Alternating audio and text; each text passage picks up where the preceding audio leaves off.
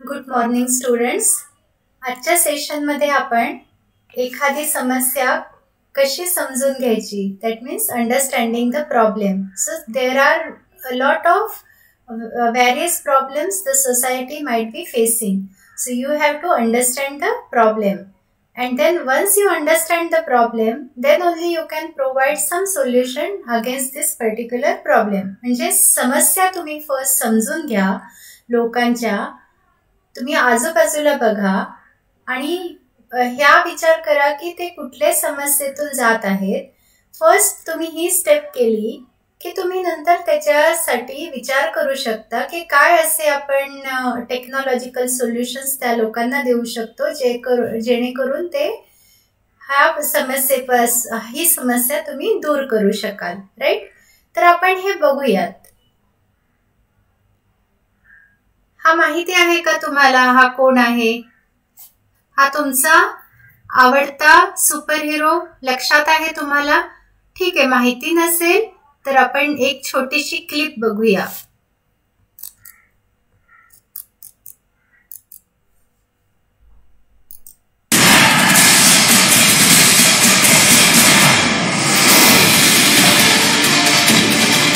It's time, Victor. Time you discover the hero you are. You should probably move. Victor Stone, aka Cyborg. He's a college athlete, a quarterback for Gotham City. He was in an accident and was severely injured. To save his life, his father merged his body with advanced alien technology. Half man, half machine, but he's all superhero. Cyborg is totally unique. I've been doing some tracking. What you're looking for, sticking to the dead zones. No one else can do what you did. You can find that. He's a technopath. He's able to interface with any form of technology. Relax, Alfred. I'll take it from here. Do I know you? He can transform his body into different weapons. We're gonna bring in big guns. Those are very big guns. Cyborg is the perfect combination of the power of technology and the strength of the human heart. We need you, Victor. Maybe you need us. Either that to help save the world. Never low moment. You guys better watch out. Justice is coming.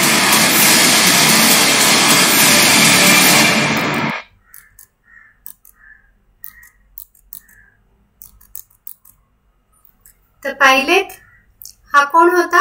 तर cyborg. Right. म्हणजेच Victor stone. Actually त्याला हायस्कूलमध्ये जेव्हा तो होता तेव्हा त्याला काय बनायचे होते? एक मोठा फुटबॉल प्लेयर. राईट. पण एका अनअपेक्षित अशा ऍक्सिडेंटमुळे तो अधू झाला. राईट.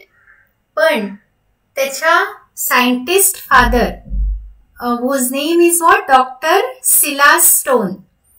त्याने काय केले? स्वतःचे ऍडव्हान्स सायंटिफिक नॉलेज अप्लाय करून he try to save his only child. Okay.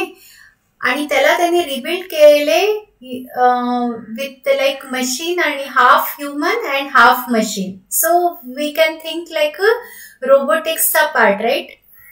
तर ती कन्सेप्ट वापरून त्यांनी त्यावेळेस आपल्या मुलाला कॅपेबल बनवले. राईट. तर विक्टरला लॅटर आफ्टर हे ट्रॅजेडी नंतर विक्टरने बघितले त्याचे पूर्ण टाइम डिवोट केला आपल्या लेटेस्टचे अर्थच्या रक्षणासाठी. राईट. असं आपण हा सुपर हिरो म्हणजे डिसेबिलिटीवर पण मात करून त्यांनी आपली जागा जस्टिस लीग मध्ये तुम्ही बघितलीत कशी कायम ठेवली. राईट. तर तो आपला सुपर हिरोच आहे. राईट. तर आपण आज कुठल्या टॉपिकवर बोलणार आहोत? तर डिसेबिलिटी. राईट. तर डिसेबिलिटी मध्ये it is we can say physical mental condition that limits a person's movement or senses or activities. म्हणजे आपण आजूबाजूला बघत आहोत.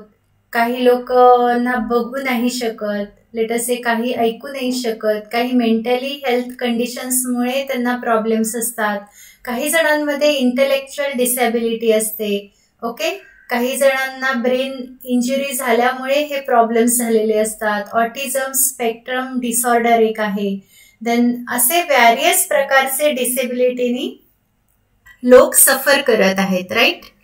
तर नॅशनल स्टॅटिस्टिकल ऑफिस NSO ह्यांनी एक सर्वे रिपोर्ट केला होता. ओके, हे ministry of statistic programme implementation ह्याच्या गायडन्स मध्ये हा सर्वे झाला होता. त्यामध्ये असं आढळून आलं गव्हर्नमेंटला की ऑलमोस्ट 2.2% जे पॉप्युलेशन आहे, आपले इंडियन पॉप्युलेशन आहे, they are suffering with various kind of such disabilities.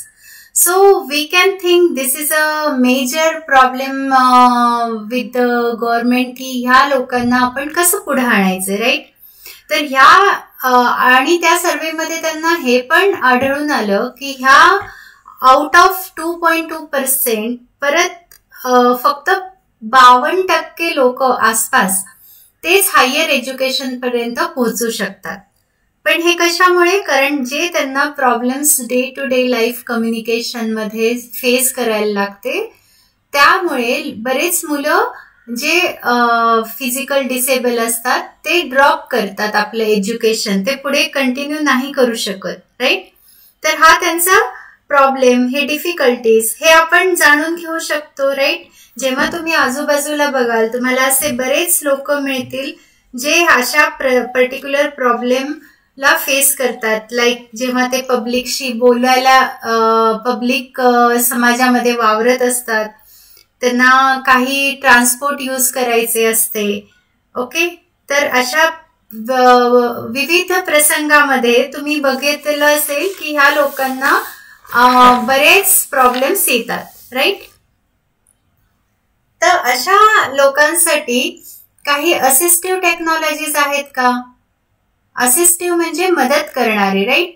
तर काय assistive technology? We can say it is a product, equipment, systems that enhance learning, working and daily living for persons with disabilities. Fine. तर परत यामध्ये पण प्रत्येक डिसेबिलिटीसाठी तुम्हाला different assistive technology लागेल, राईट. तर हे एखादं हार्डवेअर असू शकतं, हे एखादं सॉफ्टवेअर असू शकतं, लेटेस्ट हे कुठलं तरी तुमचं मोबाईल ऍप असू शकतं, जेणेकरून तुम्ही ह्यांचे लाईफ इझी करू शकाल, राईट. सो दॅट ज्या लोकांना लेटेस्ट स्पीकिंग डिसेबिलिटी आहे त्यांच्यासाठी वेगळी टेक्नॉलॉजी लावू शकता. ज्या लोकांना लिहिता येत नाही, ओके, त्या लोकांसाठी तुम्हाला वेगळी असिस्टिव्ह टेक्नॉलॉजी तुम्ही डेव्हलप करू शकता. तर असे वेगवेगळ्या प्रकारचे डिसेबिलिटीसाठी डिफरंट असिस्टिव्ह टेक्नॉलॉजी आहेत. तर तुम्ही एक सर्वे करू शकता बाजारात काय आता मार्केटमध्ये वेगळे असिस्टिव्ह टेक्नॉलॉजीज आहेत, कुठले असे डिसेबिलिटीज आहेत जे अजून टॅकल नाही केले गेलेले, किंवा अजून त्यांचं आपण आयुष्य सोपं बनवू शकतो का, राईट. असा तुम्ही विचार करू शकता. तर तुम्हाला माहित आहे का आपल्या भारतातही अशाच टाईपचा एक सुपर हिरो आला होता ज्यांनी हे सगळे प्रॉब्लेम्स बघितले अशा डिसेबल्ड पर्सनसाठी. ओके, तर त्याचे नाव काय आहे? अर्शशाह दिल्लगी.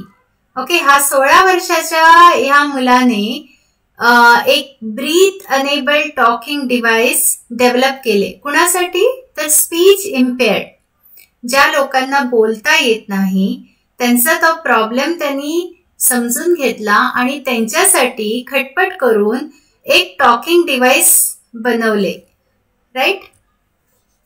तर म्हणजे आपल्या भारतामध्ये असे सुपर हिरोजची कमतरता नाहीये, असे टॅलेंटची कमी नाहीये, राईट. ते वयाच्या 16व्या वर्षी जर हा मुलगा असे काही चांगल्या गोष्टी करू शकतो तर तुम्ही नक्कीच करू शकाल, राईट. तर हे टॉक म्हणून एक कम्युनिकेशन सिस्टीम आहे for people with a speech इम्पेअर्ड disabilities. Okay, हा मुलगा आहे पानिपत इंडियामधून आलेला. with what he proposed की to convert a long and short breaths, म्हणजे तुमचं श्वास जे घेता ते डिटेक्ट करून ओके त्याला कन्वर्ट केले गेले मॉर्स कोड मध्ये. Okay, and this Morse code that a computer can then translate into speech, आणि हे मॉर्स कोड स्पीच मध्ये ट्रान्सलेट केले गेले, राईट. म्हणजे तो माणूस त्याच्या ब्रीदिंगनी आपल्याशी बोलायला प्रयत्न करतो. ओके, तर म्हणजे असे मूकबधीर जे लोक आहेत ते आपल्याशी ह्या इनोव्हेटिव्ह क्रिएटिव्ह वेने आपण त्या लोकांशी कम्युनिकेट करू शकतो. कारण हे डिव्हाइस हे टॉकिंग डिव्हाइस असेल त्यांच्यासाठी. प्रत्येक माणसाला बोलण्याचा हक्क आहे, राईट. पण ते जर मूकबधीर असेल तरी त्यांना बोलायचा हक्क आपण दिला पाहिजे, राईट. कशाच्या सहाय्याने? तर टेक्नॉलॉजीच्या सहाय्याने. आणि ह्या इनोव्हेशनला गुगल सायन्स फेअर मध्ये पण अप्रिशिएट केले गेले. तर ही नवीन कल्पना, हे फर्स्ट पूर्ण जगतामध्ये हे फर्स्ट असं इक्विपमेंट आहे जे ब्रीथ वर चालतं. ओके, आणि ह्या छोट्याशा मुलांनी हे करून दाखवले. तर ही अशा टाईपचे इनोव्हेटिव्ह आयडियाज तुमच्या मनात येतात का हे तुम्ही बघा, राईट. आणि त्याद्वारे तुम्ही लोकांचे समस्या सॉल्व्ह करायला बघू शकता, राईट. तर तुम्हाला आता या काय करायचे आहे, तर हे जे प्रॉब्लेम्स आहेत आजूबाजूला लोकांचे जे समस्या आहेत ते तुम्ही बघायला सुरुवात करा. ते मग फार्मर असतील, अपंग लोक असतील किंवा एनी व्यापारी पण असू शकतील. ओके, असे व्हॅरियस लोक आत्ताच्या काळात, कोविडच्या काळात तुम्ही बघू शकता कितीतरी लोकांना प्रॉब्लेम फेस झालेले आहेत, right. So you try to list various problems, try to understand the problems the people are facing during, let us say, COVID-19 scenarios, and at the same time you see how the problems, technological solutions are proposed by various students. तुमच्यासारख्याच अशा मुलांनी काय काय solutions provide केलेले आहेत या सगळ्या प्रॉब्लेम्सना.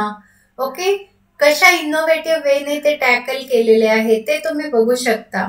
And start thinking, विचार करायला सुरुवात करा की तुम्ही असं काही प्रोव्हाइड करू शकता का प्रॉब्लेम. असे तुम्ही काही प्रॉब्लेम बघितले आहेत का, or you try to understand those problems which others have not seen yet but it is still there. So ती तुमची संवेदना तुम्हाला जागृत करण्याची गरज आहे की आजूबाजूला काय प्रॉब्लेम्स फेस करतायत लोक.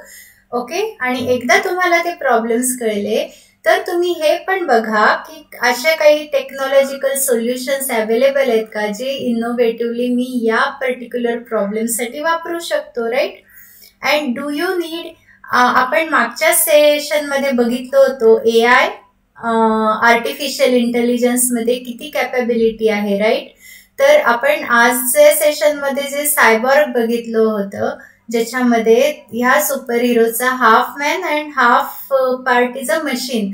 तर हे मशीन मध्ये जेव्हा क्रिएट केलं गेलं त्यात आर्टिफिशियल इंटेलिजन्स टेक्निक वापरली होती, राईट. रोबोटिक्सचा पार्ट होता.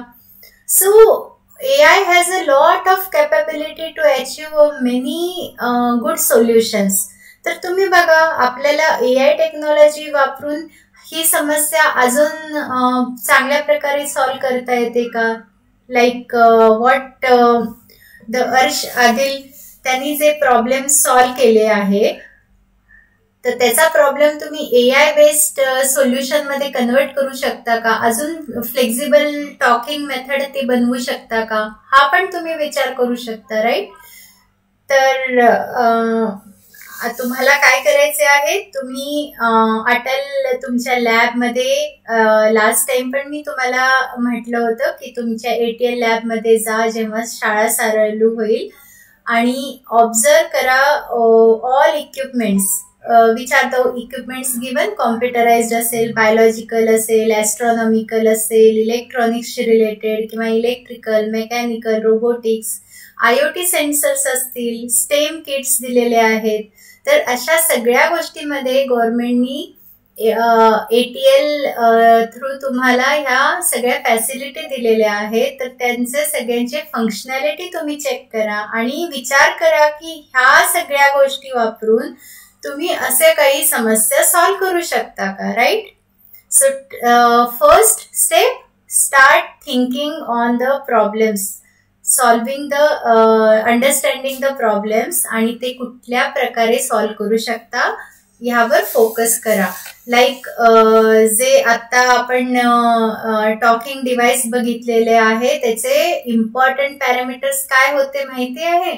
Simple design, affordability, portability. What does it mean? Simple design एकदम सुटसुटीत वापरण्यासाठी त्या माणसाला एखाद्या पर्सनला ट्रेन करायला खूप इझी असलं पाहिजे, राईट? कारण आपल्या इथे जनरल जे लोक आहेत ते खूप टेक्नोसॅव्ही नाही आहेत, राईट? तर त्यांच्यासाठी बघून तुम्ही हे सगळ्या गोष्टी विचार केले पाहिजे जेव्हा तुम्ही सोल्युशन क्रिएट करता. देन अफोर्डेबिलिटी म्हणजे काय? त्याला ते परवडलं पाहिजे, राईट? आपण एखाद्याला खूप महागडे असे सोल्युशन नाही देऊ शकत जेव्हा तो अफोर्ड ते करू शकत नाही, राईट? पण आपल्याला त्याचे प्रॉब्लेम सॉल्व्ह करायचे आहेत. So affordability is also important. आणि ह्या टॉकिंग डिव्हाइस मध्ये ह्याची काळजी घेतली होती, राईट? त्यानंतर पोर्टेबिलिटी म्हणजे काय? ते जेव्हा ते डिसेबल्ड लोक वापरतील तेव्हा ते पोर्टेबल म्हणजे हलके असायला पाहिजेत, राईट? वजनाने हलके असले पाहिजेत, सुटसुटीत ते घेऊन जाता यायला पाहिजे, राईट? ह्या सगळ्या गोष्टी असे जेव्हा तुम्ही काही सोल्युशन डिझाईन करता तेव्हा ह्या सगळ्या गोष्टींचा विचार केला पाहिजे. लाईक ते आपल्या पॉकेटमध्ये ते जर डिव्हाइस आपण त्यांना हेल्पसाठी देणार आहोत तर ते त्याच्या पॉकेटात बसलं पाहिजे, राईट? आणि त्याला कम्फर्टेबल असलं पाहिजे आणि ऍक्सेसेबल असलं पाहिजे, अवघड नसलं पाहिजे, राईट? तर त्याच्यामध्ये जसं त्या स्टुडंटनी केलं होतं की अर्श शहा ह्या आपल्या सुपर हिरोनी केलं होतं की breathing it's very easy, isn't it? Easy way of communication. तर ते त्यांनी एक्सप्लॉइट केलं होतं, राईट? तर त्याच्यामध्ये त्यांनी ते कन्वर्ट केले होते मॉर्स कोडला आणि then it goes to the talking device. त्याच्यामध्ये स्टँडर्ड सेंटेन्सेस पण ॲज अ आउटपुट येऊ शकतात, राईट? लाईक जर ब्रीदिंगचे पॅटर्न तुमचे HH काइंड ऑफ थिंग असेल तर सिम्पली त्या माणसाला काय म्हणायचे आहे? Hello, how are you, right? असे काइंड ऑफ थिंग्स आपण अजून इझी केलेले आहेत त्याच्यामध्ये. तर ह्या सगळ्या गोष्टीचा तुम्ही विचार करा आणि तुम्ही आपले प्रॉब्लेम अंडरस्टँड करून त्याला सोल्युशन देण्याचा प्रयत्न करा, राईट? आपण इथेच थांबूया. तुम्ही मला कॉन्टॅक्ट करू शकता माझ्या ईमेल ID वर. तर मेन टाइममध्ये या पॅन्डेमिक सिच्युएशनमध्ये तुम्ही जेव्हा घरी आहात पायथॉन स्किल्स, तुमचे प्रोग्रामिंग स्किल्स, हे सगळ्या गोष्टी तुम्ही चांगल्या प्रकारे चांगल्या प्रकारे तुम्ही त्याला डेव्हलप करू शकता, राईट? कारण mobile application development is also important thing जेव्हा तुम्हाला मोबाईल ॲप डेव्हलप करायचे आहे कोणासाठी. तर हे सगळे स्किल्स इम्पॉर्टंट आहेत. So you try to develop this particular skills. So we will stop here. Thanks.